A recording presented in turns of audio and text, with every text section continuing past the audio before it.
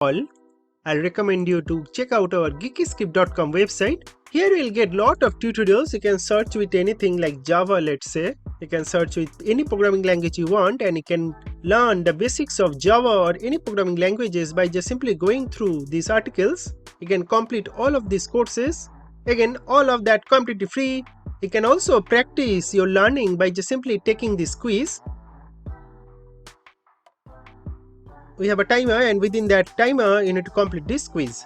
You are going to also get detailed explanations as well. We also have interactive labs. Here you will get labs for all these different data structure that you can see. So for example, if I open linked list, you can see this visualizer canvas. So you can append or prepend. You can see how it is actually appending, or if you want to insert at a specific location. Let's say you want to add value 5 at index, let's say 1. So insert at,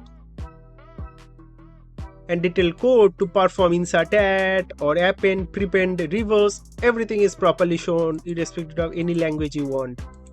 Similarly, you will get all these different visualizers. You can see AVL tree, then various sorting techniques like let's say merge sort, and you will be able to actually see how this entire array gets sorted.